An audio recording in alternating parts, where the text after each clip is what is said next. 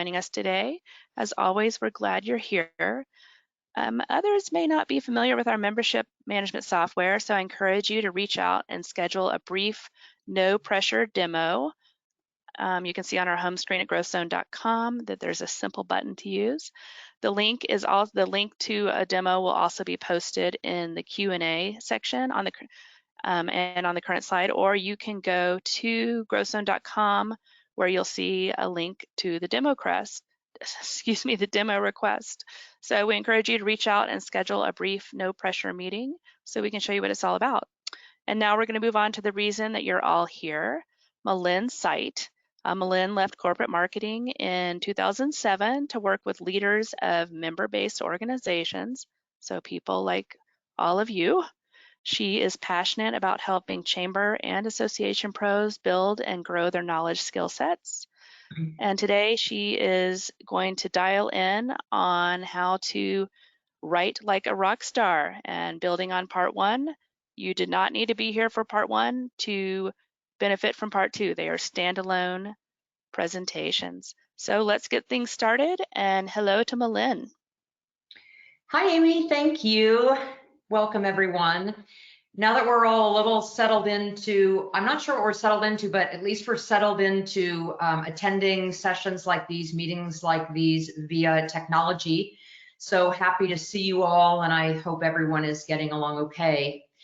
As Amy said, welcome to Write Like a Rock Star, and I'm just gonna get right into it because we only have an hour, and so there's so much to say. So I'm going to begin with this. So have you ever watched the show What Not to Wear?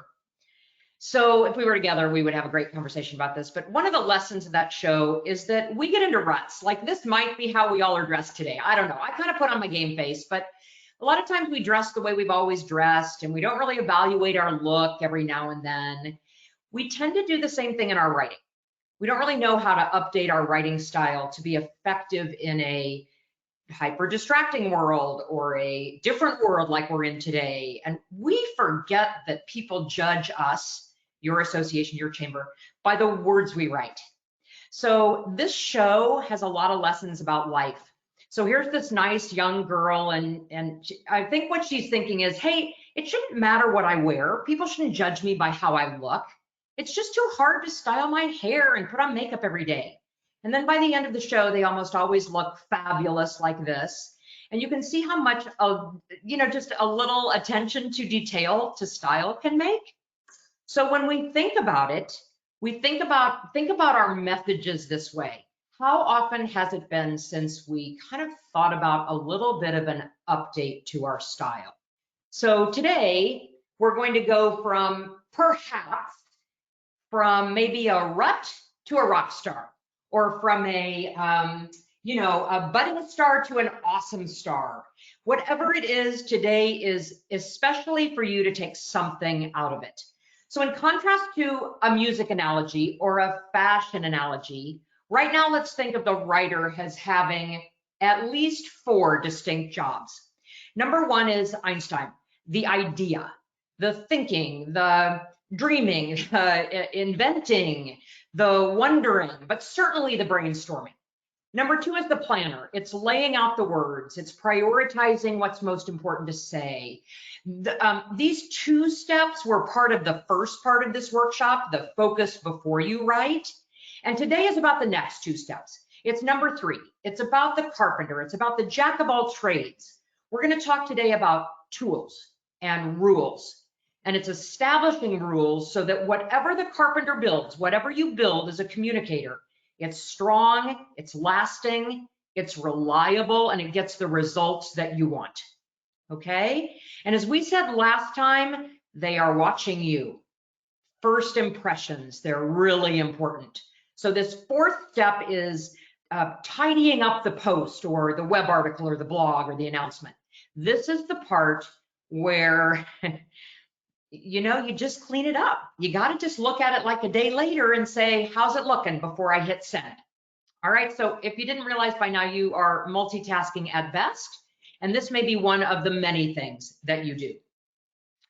So think about it. Before you ever step to a podium or maybe help you craft your incoming president's keynote address or video, before you schedule that next post, that last post, that next week's post to promote that new class and the new way of doing business, if you use a system to focus before you write, you will have your eyes where the member is looking. And you can craft your message with at least 1 foot in their shoes. And if you do, you're going to write for them. You're more likely to relate and to connect with them. So in my past life, I made a living and writing in for-profit business. So I learned really important skills because corporate America is very good at making sure that their communications, number one, has a goal, and number two, that it pays off. And so today I need to do that too, and today you need to do that too. By the way, if you want a replay of this first session before you writing like a rock star, here's the link. It's at GrowthZone, and you just type in write like a rock star. Today, we're going to move on to about 10 proven ideas to help you simplify as you write and clarify after you write, all in the interest of making that connection with your reader, whoever you want that to be. So today it's my job to help you think through rules and tools that will help you hone your skills so that the material that you put out is good, but beyond good, it's great. So let me ask you something. How do you get to great? How's that happen? What's the road to greatness? So let's say that great for we on the phone is putting out consistent and relevant and clear and compelling, interesting, maybe entertaining material. Copy that your audience is going to be waiting to hear about. So to be exceptional, that is really no small task. Who knows who this man is? I suspect you would all know that it is Malcolm Gladwell. So Malcolm Gladwell believes that there are a few key dependencies for becoming world-class at anything. And I think it applies to what we're talking about today. 4 things. Number 1, you come into the job with some kind of skill or ability.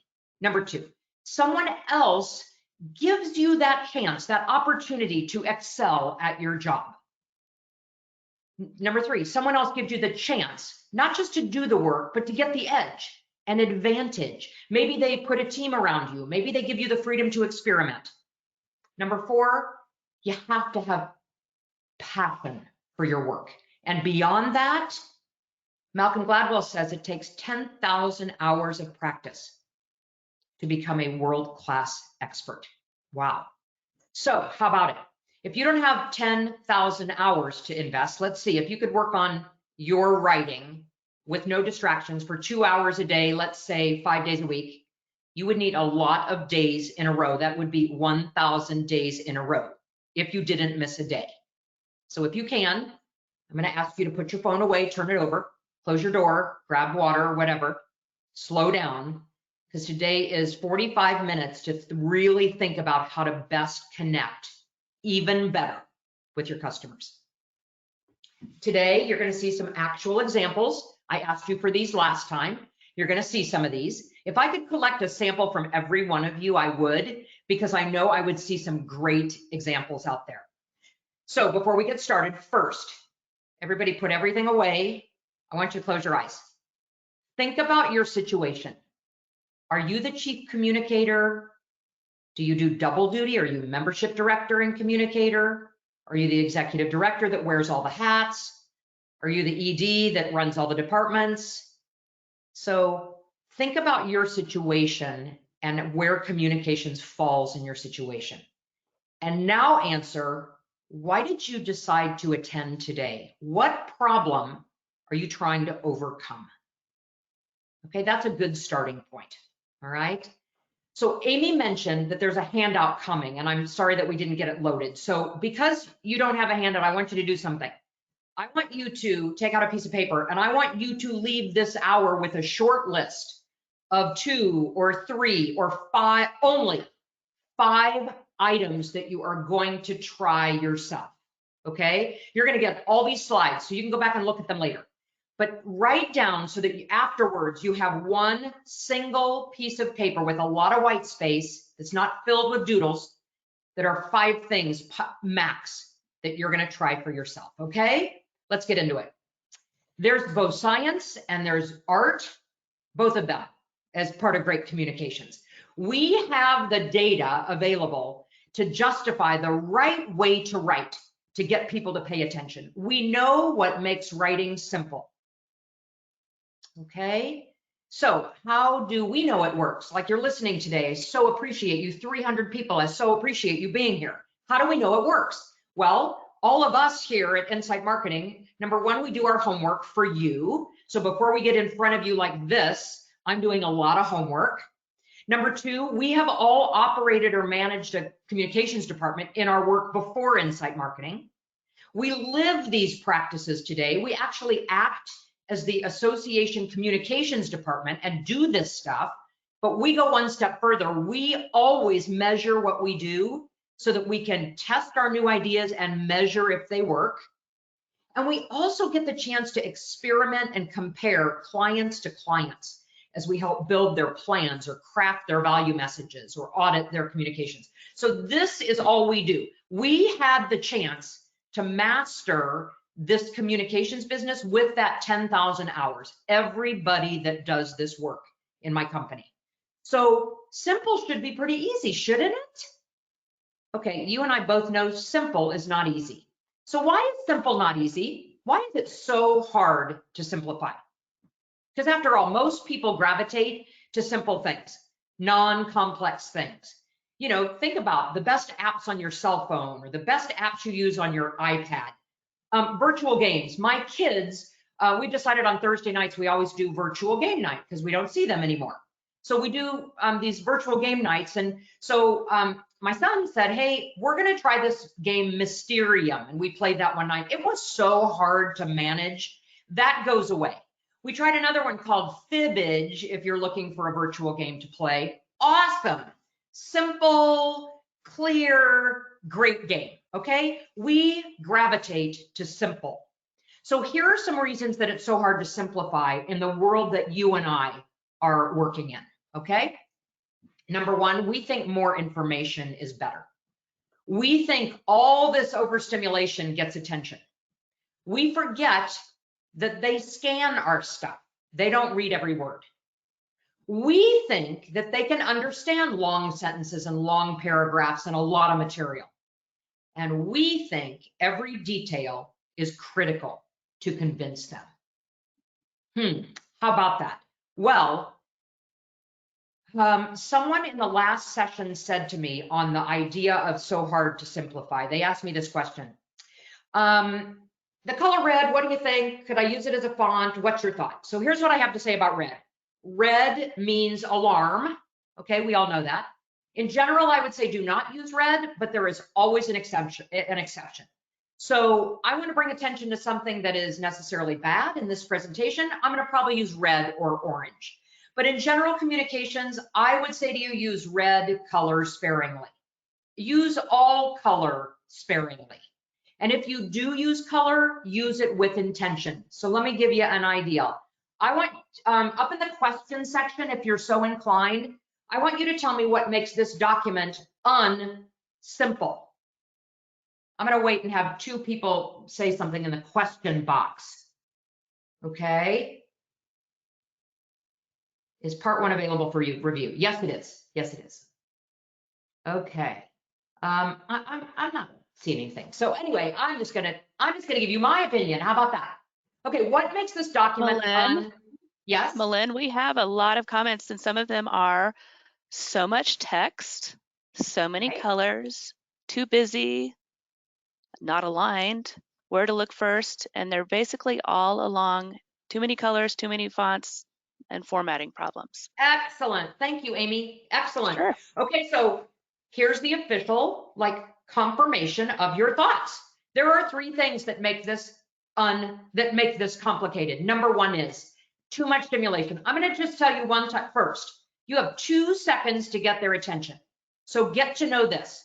They, your members, they scan, they flip, and they thumb swipe, and they are really good at it. So the best way to get them to pay attention or do something is to remove the things that stand in the way, like overstimulation. All this color, all these fonts, the bold on top of color, the lack of formatting, the lazy or lack of headlines, the passive sentence. There's so many things about this, okay? And don't worry, we are just using this to compare, okay? So let's just take this as a constructive part of what we're doing today. Number 2, this is full of features. There are no benefits in this entire almost one swipe, all right? Number 3, it contains hard to read and unmanageable blocks of copy. It is not thought out. Whoever did this did not look at the 4 questions from our last webinar. And number 4, there is a lot of rot, R-O-T, and we're going to talk about that in just a few minutes. A lot of rot, redundancy, overwhelming, and trivial in here. So I gently asked this person to go back and ask themselves, remember the 4 questions. So I want you to tell me how they did. Ready? Here you go. What do you think? You don't have to say everything. It is your job. It's our job. Take all the possible information you can and then pare it down, prioritize it, answer the 4 questions, especially question number 3, what's in it for them? What's the benefit? Okay? So if you want to make something quantifiably simple, not your opinion of simple, but what science says is simple, we're going to use proven advice from experience, from the pros, and from the numbers, because we can track their behavior. So we're going to talk 7 ways to make it simpler. I think you might remember this from the last time we talked.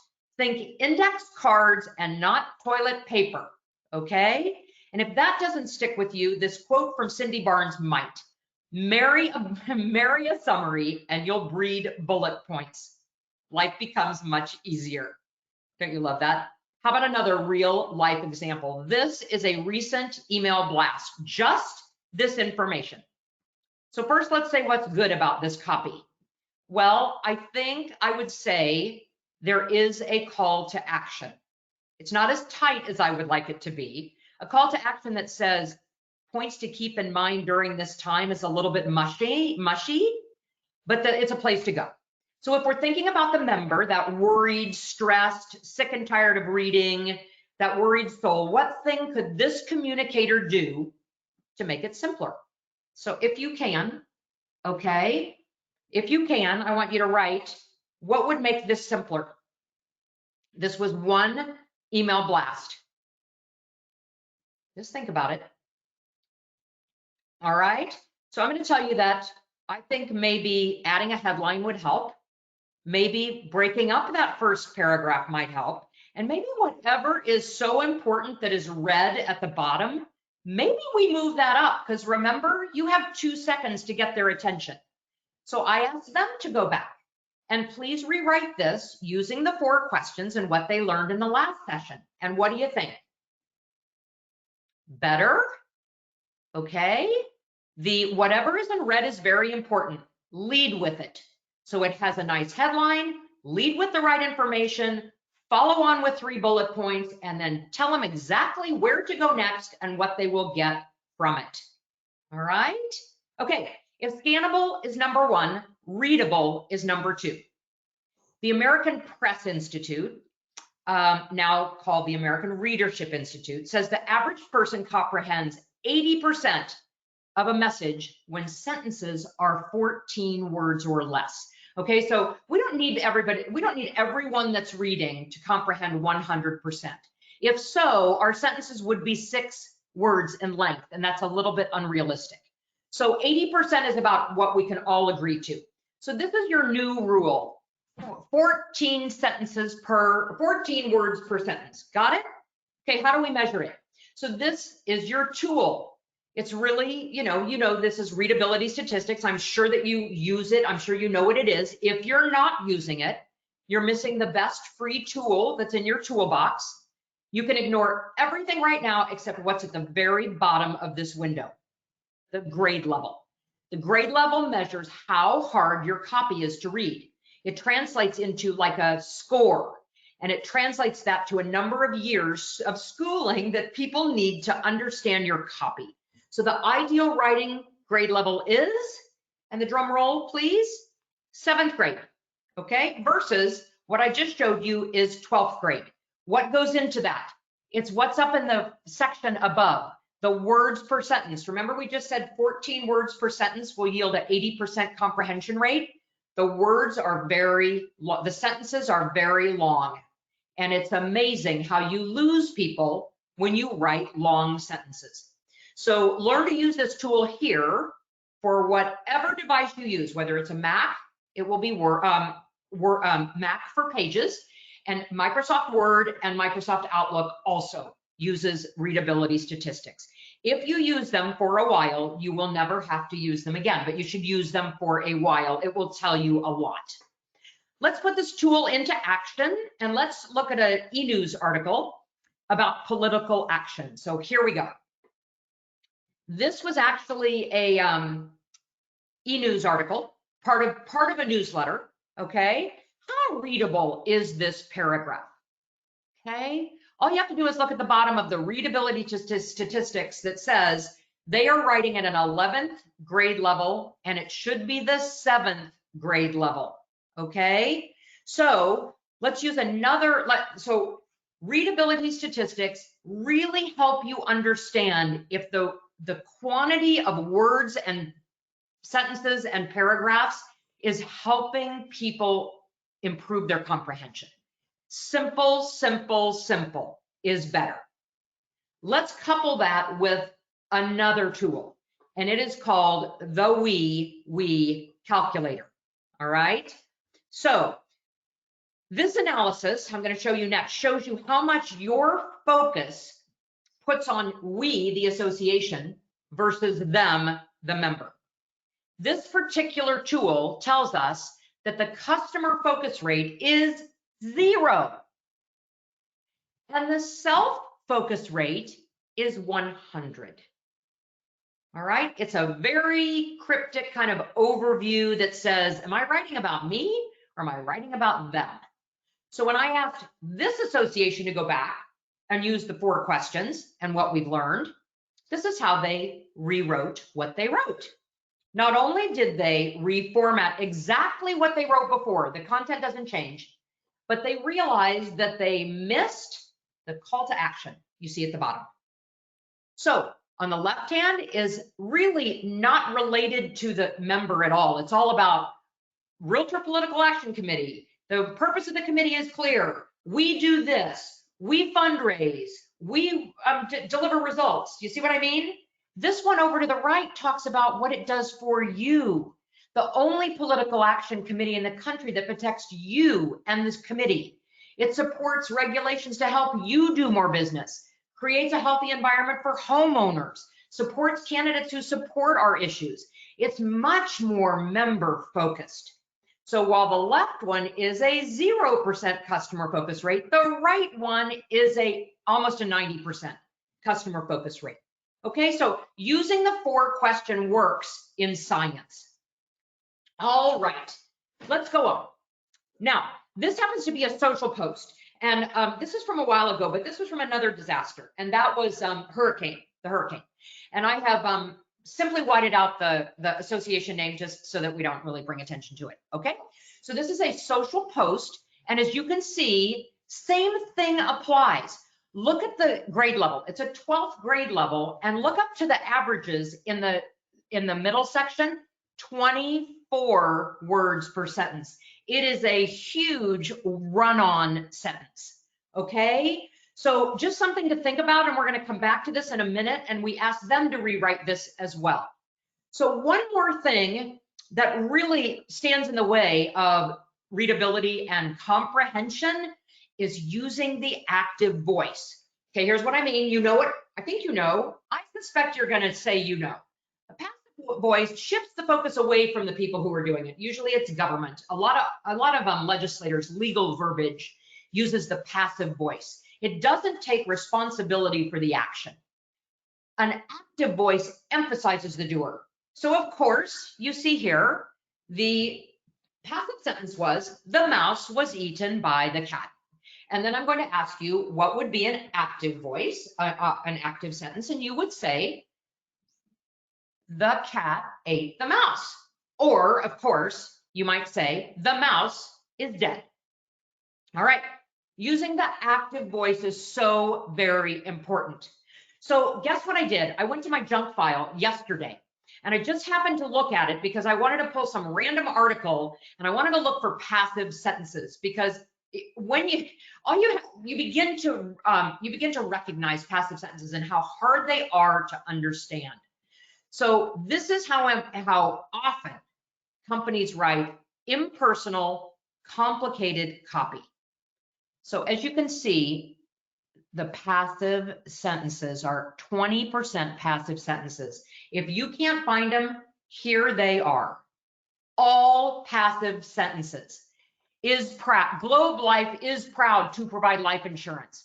The information is based on your child's preset age.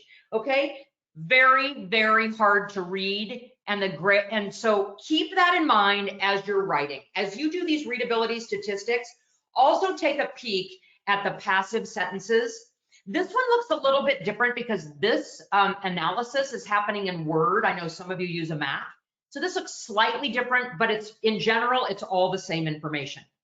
Okay, remember that hurricane example from social that I used a minute ago? This is my chance to say to all of you, past and present, who have sent in examples for us to use today. I just want to say a very big thank you. So here is that social post, and I sent it back to them and said, hey, look at the 4 questions, look at what we've learned. Now I'm going to be quiet and let you just read what they wrote. Bottom line is, you don't have to tell them everything. Give them a link, give them the highlights, tell them why they should read it. Of course, so instead of in partnership with this association with the National Association, who cares about that if you're in the middle of a hurricane?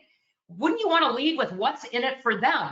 Hurricane assistance available to residents. Got it? Number 4, this is a rule. You have 2 seconds to get their attention in written material and a little more than 2 seconds in a video. So the best way to do this is to remove the things that stand in the way of connecting: the redundant, the overwhelming, and the trivial, and get to the hook. And the hook, as you remember, is number 3 of the 4 questions, and that is, what's in it for them? What will they think is interesting to read or watch or click on? Okay? All right, I'm going to show you an example now. It's really hard to read because they sent me a JPEG of a JPEG, but even though it's rough, you get the gist of how this looks. It looks complicated. It looks overwhelming, totally full of ROT. This association, I am so proud of them, removed the redundant, the overwhelming, the trivial. They removed the rot, and they actually did a full makeover of the way they communicate, and look at how things are presented now. They present clear information. They don't have any competing columns. They have a nice image to support the copy. They have a teaser in each one of them. Their click rates have improved. I don't think I need to tell you that this makes a huge difference to the reader of this information. Another one, which is less overwhelming? Okay, I didn't really change any information. I abbreviated a little bit. This is a list of 13 rambling, in red, so-called member benefits, following a rambling 1-paragraph introduction. Who do you suppose might read all of this information from the new president? All right, you gotta get into it. So instead of greetings from your realtor organization, we've been here since 1924, who needs it, right? I know you're nodding your head, okay? Please tell me you're nodding your head. When you decide, look at the right side. When you decide and pay money to join an organization, you do so because belonging provides something indispensable. And here's what we give you that's indispensable. Okay, makes sense? All right, one more. There's so many things you can trade in this complicated e-news article for. Relevant, and let's be more significant, let's be more attention getting.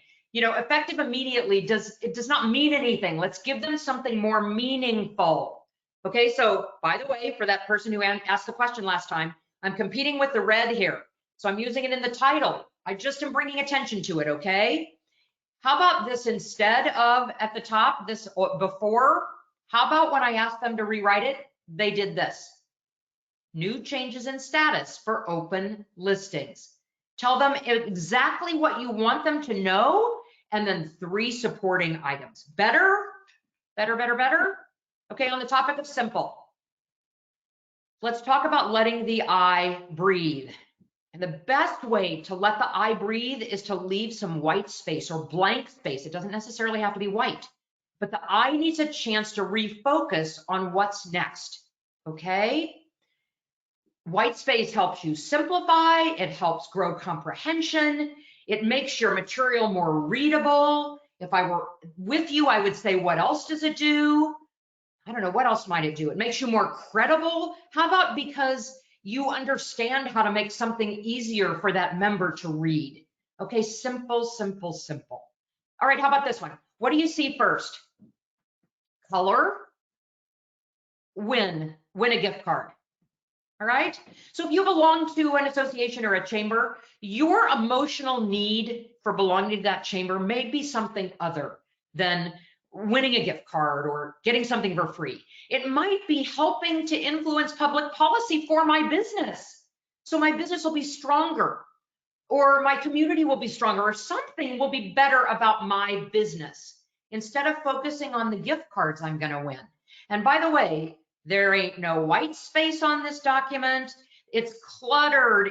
Oh my God, I can say so many things about this, but let's leave it at white space, okay? So when we ask the 4 questions, we would probably want a headline that answers what's in it for them. And we also want a call to action that says what we want them to do, all right? So I went back and I asked them to relook at this, and not only did they relook at this, they put a little, made it a new picture. Here's the before, here's the after, all right? And RPAC means Realtor Political Action Committee. So whatever is your political action, this is your comparable. RPAC has one goal, supporting your business, all right? Make a stand on what this initiative is all about. And by the way, what their goal is actually what they bring highlight to in the red. They want 200 contributions of $20. That's all they want. Would you have ever known that on the left? Would you even have gotten to the area where you would know how much they're trying to achieve and what they're asking for? All right. Okay, so speaking of this document and how the one on the left looks a little more elementary, or, you know, sort of a little more like trying to put everything on the page, would you agree that the one on the right, I mean, for whatever your opinion might be of red, white, and blue, it seems a little professional and thought out. So speaking of graphics, let's talk about graphics. Not the other way around. Content comes first, then the picture. It's not the picture first and then the content. Copy always first, the message first, and then complemented with whatever graphic. Because in a study that I think it came from MIT researchers, they concluded that it takes 13 milliseconds to process an image. That is the rate of about 75 frames per second. We have the ability to absorb a picture much faster than words. Is it any question why we don't often say that the new normal is use as many appropriate images as possible? Because sometimes we forget that we were hardwired to process an image from the day we were born. We were looking at pictures. Okay, what makes this invitation appealing? What does it say to us? It gives us a feeling. So can you break your own rules for white space or for setting your goal or for what's in it for them? Can you do that once in a while? Of course you can. Depends on your goal, okay? So let's look at the numbers about graphics first and then video. All right? Okay, before I do that, I just want to give you one free tool. Okay, get ready. Everybody pay attention. As you look at this document, imagine any document, the dollar bill test means if you put a dollar bill anywhere on your document, make sure you have either an image, a subhead, like some kind of a headline, header, subheader, or bullet points to break up your text. You should never have any more than a dollar bill's worth of material at a time without something to break it up. Okay? All right. Graphics by the numbers.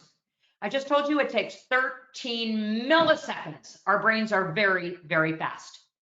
Articles with an image get 94% more views. That's double the views than articles with text. Your members retain 10% of the words you say and 58% what they see in pictures. How about it? Same graphics approach applies to social. Hootsuite says including an image with your post increases the number of shares, retweets, or likes almost 3 times. But it is essential to pick the right picture or artwork for your content. All right? Content first, image next. One thing I do know is that one size does not fit all. And the way people propose their, the way that they post sometimes gets in the way of like developing credibility. People get really irritated to see the same exact information in many different places. So I want you to think about customizing. You are the professional here. Customizing your material by social channel, okay?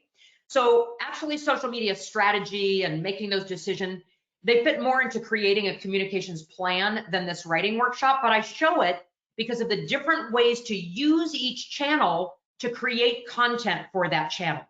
So based on your goals and where you know your members are, or even your capacity, the amount of content you have the capacity to create, choose the channels that fit for you.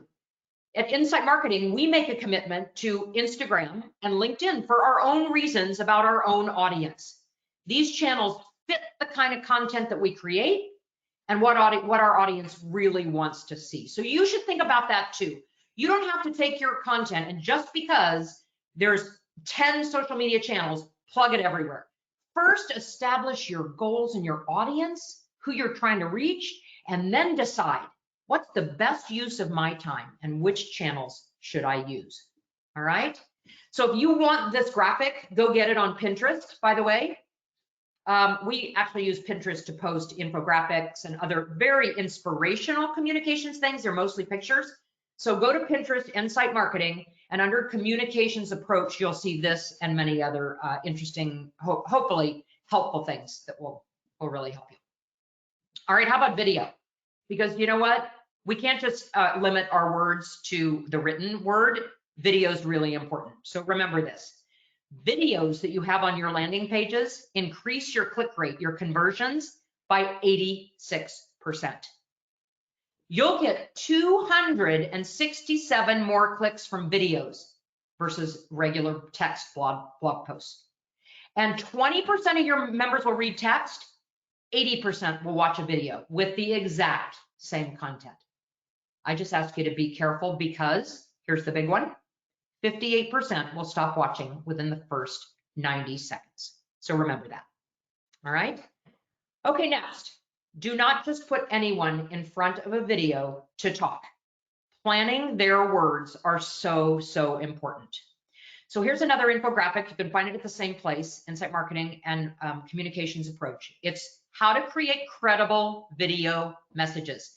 So the left side of the plan is exactly what we've been talking about in these last 2 webinars. Ask the 4 questions, outline your key messages, keep the focus on them. You'll see the left side is plan your message well, and then do not go out in front of the camera until you have practiced and you have experimented with your lighting and make sure you are right, because you remember, before they decide what they think of your message, they decide what they think of you. okay? So please, please, please use this. Post it on your, in your room where you do your recording of your videos. And by the way, I know somebody's going to ask, oh my gosh, how do we put somebody in front of a video that doesn't do video very well? Well, I'm going to show you an example, and I hope and I think it's going to give you comfort because, this happens to a lot of people, but it also gives you encouragement that you can do this. So because we're running a little late, I'm going to skip this one. I'm going to move to this one. This happens to be, you might relate to this. Let's call this association executive Gail, and she knew it was important that her president Kathleen talk to the membership about a merger that they're going to do. And just because it's so relevant right now during this crisis, and it's kind of a crazy time to talk about a merger, I'm going to play this for you. All right, here goes. Hello, Montgomery County Realtor members. As you are well aware, the past 6 weeks has presented us with a unique challenges. Today greets us with a new reality. It's difficult, but absolutely critical to plan ahead for the new world we will live and work in as realtors. Now is an opportunity to be proactive, to regroup with our teams and our clients, and strategize effectively for the future of realtors. While much of the world has hit the pause button, our association is working on a bold plan. Okay.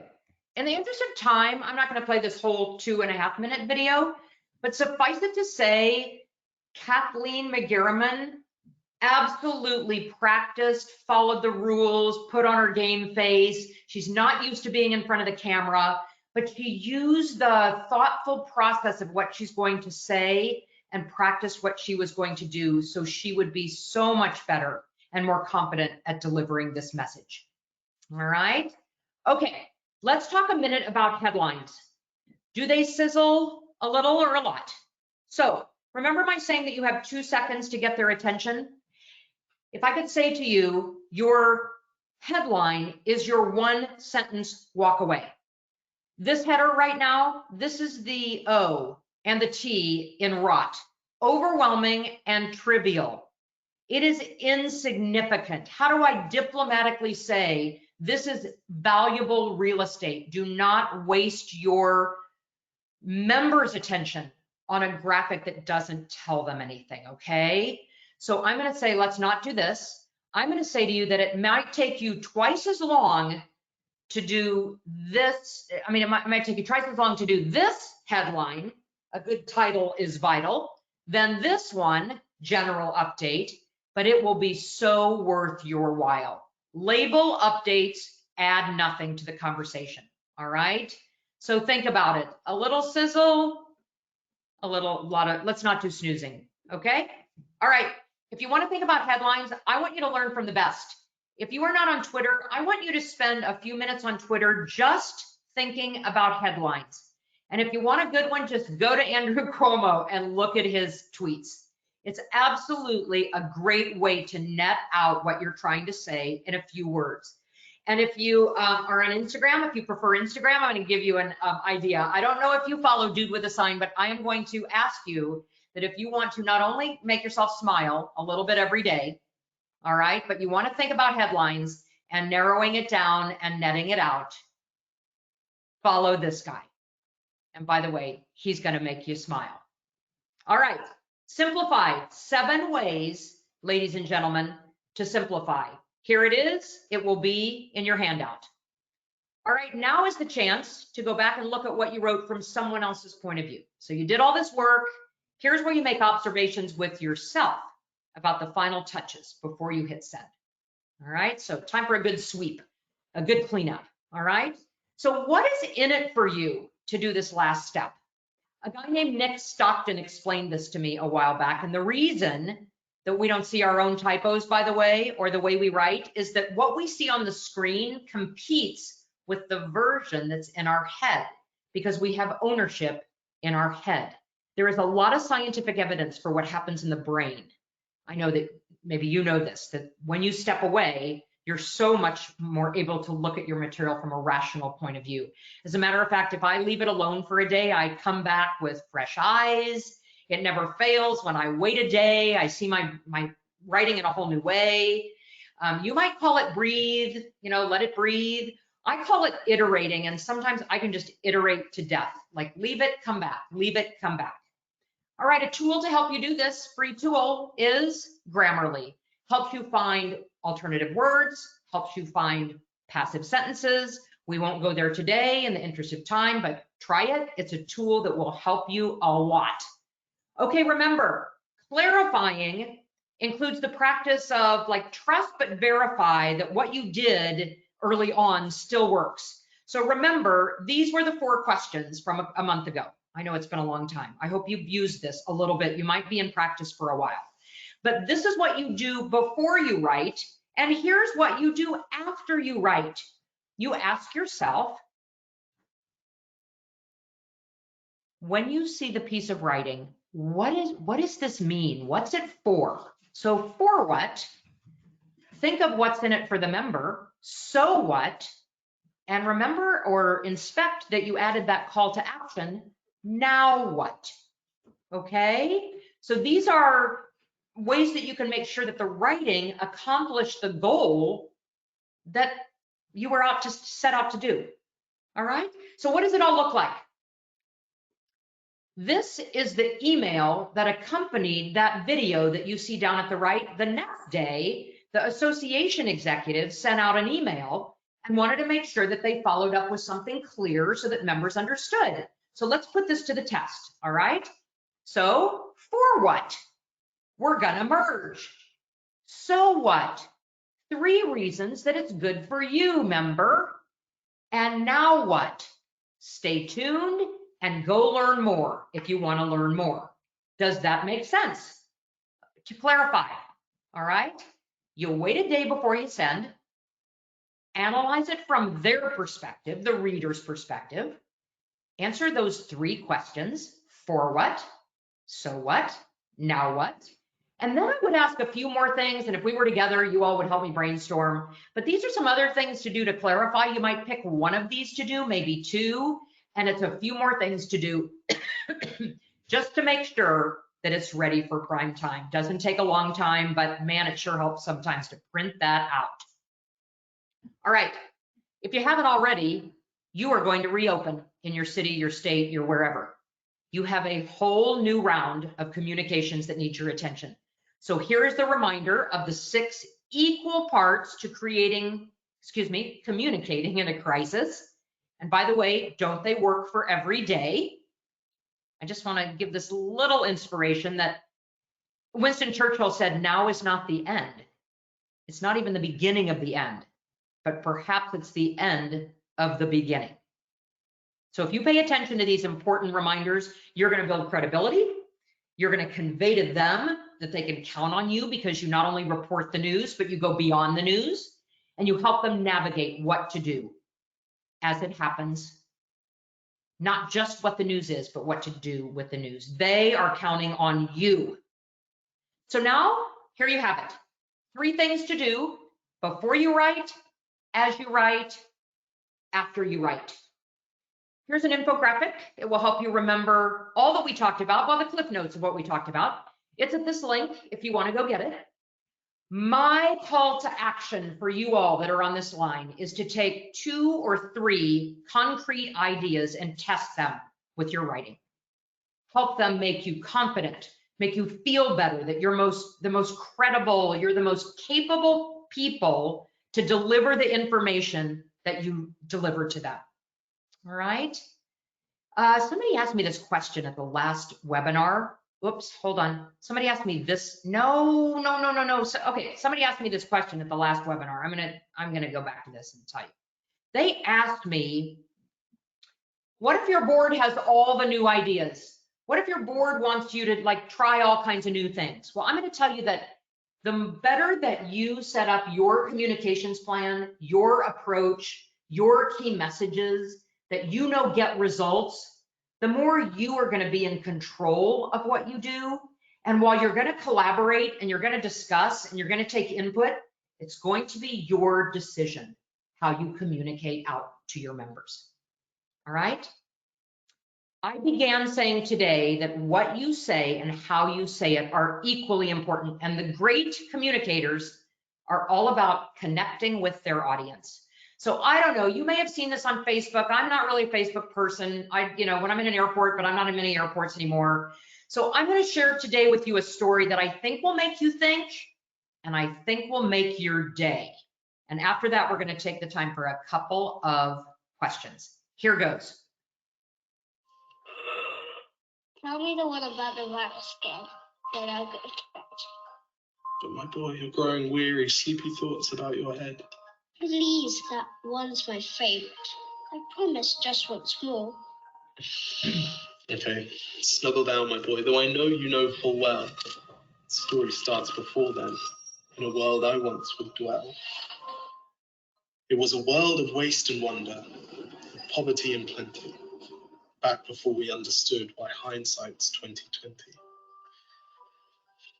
You see, the people came up with companies to trade across all lands, but they swelled and got much bigger than we ever could have planned. We'd always had our wants, but now it got so quick. You could have anything you dreamed of in a day, and with a click. We noticed families had stopped talking. That's not to say they never spoke, but the meaning must have melted, and the work-life balance broke. And the children's eyes grew square, and every toddler had a phone. They filtered out the imperfections, but amidst the noise, they felt alone. And every day the skies grew thicker, till you couldn't see the stars. So we flew in planes to find them, while down below, we filled our cars.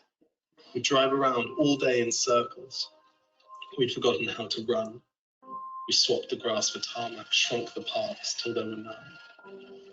We filled the sea with plastic, as our waste was never capped, until each day when you went fishing, you'd pull them out, already wrapped.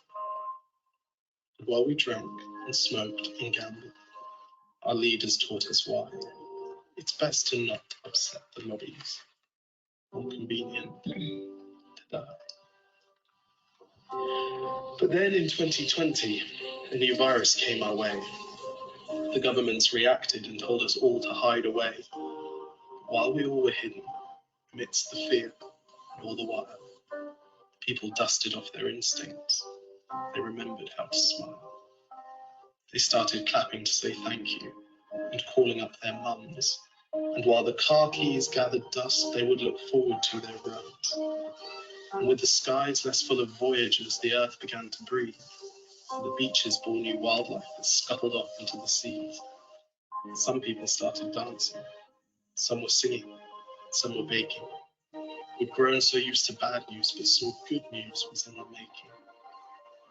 And so when we found the cure and were allowed to go outside, we all preferred the world we found to the one we'd left behind. Old habits became extinct, and they made way for the new. And every simple act of kindness was now given its due. But why did it take a virus to bring the people back together? Sometimes you've got to get sick, my boy, before you start feeling better. Now lie down and dream of tomorrow and all the things that we can do. And who knows, if you dream hard enough, maybe some of them will come true. We now call it the Great Realization. And yes, since then there have been many. But that's the story of how it started and why hindsight's 2020. Okay, people. Inspiration, relevance, speaking to people's hearts, showing care. I did this for a reason. I did it because, the world is bigger than that one communication we're going to get out today. Let's keep it all in perspective. Man, share the love, share what you know, help others get better, build alliances about, you may not be able to do all this alone. Get other people to help you, okay? So anyway, that's about the end today. Oh, somebody asked me a question. So I have the first question. And by the way, any questions that you put in the question box, if we don't get to them, I will answer them like I did last time and email them out to you. So if you even want like answers to the questions, just email me at my email address. I will add you to that distribution. So here was a question that I think is really, really vital. Is it better to send a simple communication one day over a week's time, one a day, or one email per week with all the information in one place? And I know what you think I might say. I might say one time a week is probably plenty, but I'm going to tell you that it depends, okay? I've seen actually both approaches work really, really well. If you decide on one simple communication a day, make sure it's one and make sure it's simple. And I'm going to show you an example of each, what I think is a great example of each. Okay, so here's a weekly email, and this is just clear as can be. It has a table of contents, you know, there's stuff underneath it, but it's very clear. Here's one that comes every single morning into my inbox at 6 o'clock. Now, when I tried to pull it yesterday, it didn't come into like 6:03. I was like, where is that everyday email? I get used to that every morning email. Here it is. And you know what? Sometimes I read it. Sometimes I read the headline and I don't read it. But I tell you what, it is something that I will never unsubscribe to, because every day I get to spend 1 second looking to see if it's something I'm interested in, and I either read it or I send it away. Okay? So whichever one you do, make it simple, make it clear, and do it with intention. Okay, Amy, we have, oh my gosh, it's 1 o'clock. We may not have time for questions, but I'm hoping that somebody has a question we can answer before we sign off. Okay, I'm going to answer a couple of housekeeping questions that came up a few times. One, actually, we did load the handout into this presentation, so you may be able to download it. Also, we will send that handout with the recording and a link to it, as well as links to part 1 of Write Like a Rockstar, as well as Melynn's last webinar on crisis communications. And Melynn, could you tell us again which tool you recommend for the grade level scan, or I think it's also known as Lexile, when you're talking about the 7th grade reading level? Oh, that's Readability Statistics. So whatever you create your word processing in, you know, whether it's Pages or Word, whatever is your word processing, you know, document, you go to help and you type in help, Readability Statistics, because the directions change on every kind of operating system. So just type in Readability Statistics and it will show you exactly where to get there inside Microsoft Word or Microsoft Office or Mac, Pages for Mac. Awesome. And I will second your suggestion on Grammarly. One of my absolute favorites, depend on it. I actually have my own subscription for my family as well. So if you have kids that are in high school or college, or maybe even younger, it's fantastic for helping them as well. One of the other questions, let's see here. First of all, you made a lot of people cry with the video. So I think, Awesome. you know, good tears. They liked it. They liked it. Good. And could you clarify a little bit on your comments on using the dollar bill? I know that that was a few slides back, but you talked about how including an image of a dollar bill makes a difference. No. Well, I'm glad you asked. So it has nothing to do with a dollar bill. It has to do with the size of a dollar bill. And so readability studies tell us that if you put a dollar bill on top of your document, and inside that space of that dollar bill, you don't have a headline, a bullet point, a graphic, you might want to add one for the best possible readability. Okay, so it's not about the dollar bill, it's just the size of your content on your screen. Like that's a lot of text on a screen if you were to put a dollar bill down there. So make sure you break up your text. Make sense? Awesome. Yes, that does. And let's see, we have so many great questions today. So this one may be a little technical, and so if you'd rather answer it afterwards, you know, via emails, that's completely understandable. Is 14 words per sentence too long for social media, or is it the recommendation the same across the board? First of all, I want to say thank you guys for staying on. I appreciate you staying on. And these questions are kind of like the icing on the cake. So readability is readability, and readability shortens on digital devices. But really what you need to look for is the 14 word, and by the way, it's an average of 14 words. So yeah, 14 words is fine on social. What you want to be careful of is if you're writing something for digital, instead of that average of 3 sentences per paragraph, it reduces to 2 sentences per paragraph. You need a lot more paragraph breaks online. So whether it's on your website, on a blog, in an email, make your paragraphs shorter. Okay, but word length is the same, whether it's on a document or in social. Great. And a quick question, you will receive your CAE credits via email of the recording. Even if you need to drop off now, you'll still get the credits. So that should be out in the next 24 hours. And here's a simple one, but I think a lot of organizations are probably faced with this, with the budgets that they are given to work with. If your organization doesn't have an in-house designer or money to outsource for updated, relevant graphics, is it better to use an old graphic or use no graphic? Oh my gosh, neither one. Or should you just use your organization's logo? No, neither one, none of those. You need to go online, Canva, and you get to be an ad hoc graphic designer in a very short amount of time. There's a lot you can do with the free version. And then if you want to upgrade and be able to resize documents and use specific graphics, you might want to buy a subscription, but there is a free version that would help you make very professional graphics.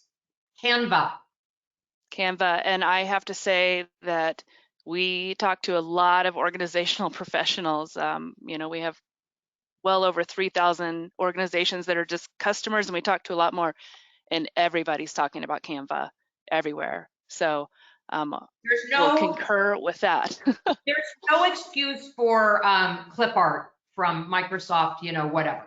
There's no excuse for that anymore. There's too many really they're hard, good but there's other stuff. Yeah. And then let's do one more here, and then again we will send the questions to Melynn and have her answer those. Oh, which one should we do last? Let's see, so being an association that gets information from a main source, is it okay to have a few items and send it out to members that might not be a member of that other association? Maybe it's just after an hour. I don't understand the question, so will you just send that one to me, and I'm happy to respond. I don't really get it. Yep, I get it. No, it's everybody understands. And I think you talked about the frequency of email blast and that there's 2 different ways to look at that. And I would say if you're deliberating how often to send, you need to pick a frequency. Like, just don't be reckless about it. Like, that's not respecting your reader. So just whatever you choose, be consistent about it. Be relatively consistent about it. I certainly understand during a crisis it's different, but be consistent for them. Awesome. And I think that that's about it as far as questions that would really be relevant to everyone that's still with us. And again, we'll send those questions to Melynn so she can do a follow-up. And you will be receiving an email at the email address you registered with in the next 24 hours, as well as the recording, your CAE certificate, a survey to answer about your thoughts on the presentation, and a link to our latest Melynn site webinars. So thank you everyone so much. Yes, go ahead. Amy, can I just take 1 minute to thank you for letting me be part of, your awesome organization. And for all of you who've been on here, over the last 6 weeks, all of these webinars together, I just really thank you for taking some time to invest in your own development and your own representing your organization well. It is truly an investment in, you know, your credibility and the credibility of your organization. So Amy, thank you for the chance for letting me do this. And I hope that I get to join you again, but all the best to everyone on the line today and tomorrow. Awesome, yes. Yes, and thank you, Melynn. We have enjoyed it, and I know that everyone else, this has been our most popular webinar series ever. So thank you. Thank you to everybody else. Please stay safe, be successful, and have a great day. Thanks. Bye-bye.